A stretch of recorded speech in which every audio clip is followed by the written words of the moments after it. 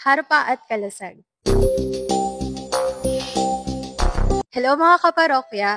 Para sa episode natin ngayon, makakasama natin ang Vocation Head Ministry ng ating parokya at isang miyembro ng EMHC, si Brother Eric.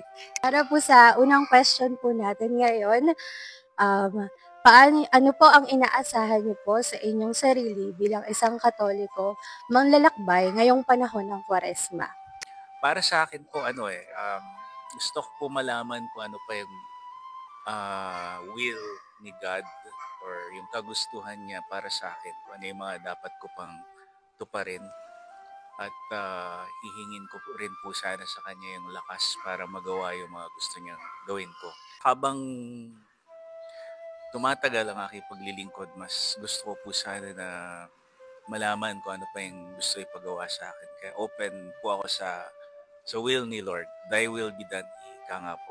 Makakasama na rin natin ngayon ay isa sa mga teacher ng Santa Cecilia Parochial School at miyembro ng El Shaddai, si Brother Henry. Hello po, Brother. Hello. Kamusta po kayo? Mabuti naman. Sa panahon po ngayon ng Kwaresma, bilang isang manglalakbay na Katoliko, ano po ang inaasahan niyo sa inyong sarili? Bilang isang manlalakbay na Katoliko,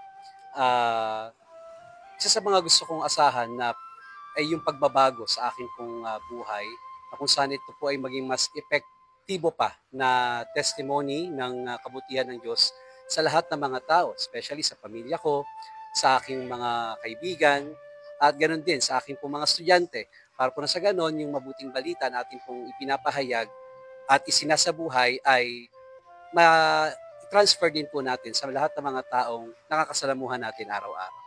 Nabalitaan ko po kasi nakasama po kayo sa isa sa mga magbabahagi ng 7 Last Word po ngayong taon. Maaari niyo po bang imbitahan ang ating mga kaparokya? Sana po ay makadalo po kayo sa ating 7 Last Words na magaganap sa Good Friday dito po sa parokya ng 12 noon tanghali. 7 po kami na magbabahagi ng aming mga karanasan at iuugnay po namin ito sa 7 Last Words ng ating Panginoon. At iba-iba po ang aming mga pinanggalingan, pinagdaanan, at ibabahagi po namin ang aming karanasan na nakaugnay dun sa mga 7 Last Words ng ating Panginoon. So sana po maka-attend po kayo. Good Friday po yun, 12 noon, dito po sa ating parokya. Maraming salamat po, Brother Eric. At ito po muli si Nel Andrea Tabuena para sa Harpa at Kalasag. Bye!